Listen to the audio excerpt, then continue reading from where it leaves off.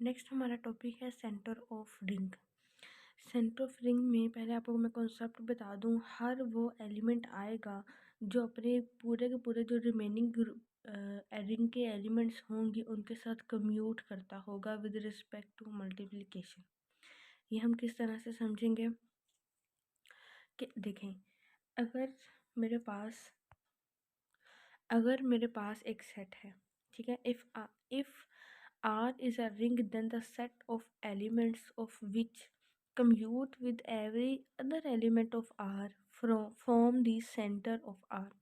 इस डेफिनेशन से बहुत अच्छी तरीके से क्लियर हो जाएगा। फॉर एग्जांपल R हमारे पास रिंग है, इस सेंटर ऑफ रिंग में कौन से सेट में कौन से एलिमेंट्स आएंगे जो ये कंडीशन सेटिस्फाई करते होंगे, और ये कंडीशन क्या है, इसमें वो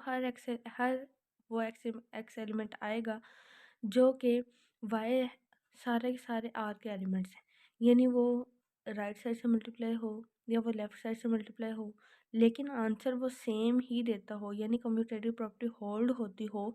तो वो जो एलिमेंट होगा वो बड़ा, ये कह लें कि इम्पीडेड किस्म का होगा, वो स्पीडर हो जाएगा सबसे, तो उसको हम सेंटर ऑफ रिंग में इंक्लूड कर देंगे।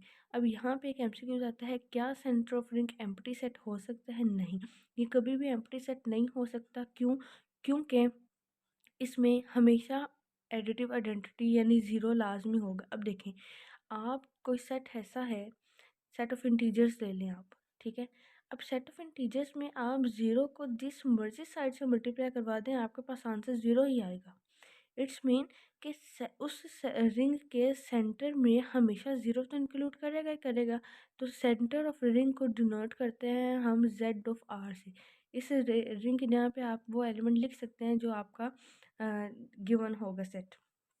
इसी के रिलेटेड हमारे पास एक थ्योरम है, centre of ring is a सब रिंग ऑफ आर।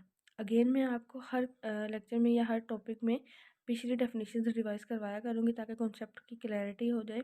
तो सब रिंग क्या है? सब रिंग में हमने यही डेफिनेशन पढ़ी थी कि दो प्रॉपर्टीज़ जो हैं वो होल्ड होनी चाहिए। Number one property is A minus B belongs to S, and the number two is A B belongs to S. इसके लिए हम क्या करेंगे कि हमने एक सेंटर ले लिया, C of R be the centre of the ring, और इस सेंटर से हमने दो एलिमेंट्स बिलोंग करवा दिए। अब अगर सेंटर ऑफ रिंग में तो सिर्फ ये तभी पहुंच सकता था जब इसके ऊपर कम्यूटेटिव प्रॉपर्टी होल्ड हो रही हो। इसका मतलब है अगर ए भी बिलोंग कर रहे हैं सेंटर में से तो इनके ऊपर भी कम्यूटेटिव प्रॉपर्टीज होल्ड हुई होंगी, तभी ये सेंटर में आए हैं। तो A X equals to X A होगा और B X equals to X B होगा। ये तो हमने जो एज्यूम किया है, जो गिवन है उसके अकॉर्डिंग अपनी बात को थोड़ा सा एग्जेजरेट कर लिया है। अगर अब हम अपने सब रिंग्स की प्रॉपर्टीज़ की तरफ आते हैं, तो प्रॉपर्टीज़ के लिए सबसे पहली प्रॉपर्टी क्या है कि अगर ए माइनस बी जो है वो बिलोंग कर जाए उसमें से, तो वो सब रिंग बना देगा। अब देखें, ए माइनस बी इंटू एक्स, ठीक है, ये प्रॉपर्टी हमने ली है।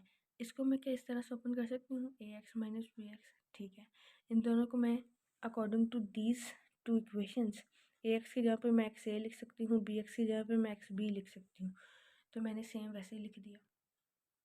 वो लिखने के बाद मैंने दोनों में से एक्स कॉमन ले लिया।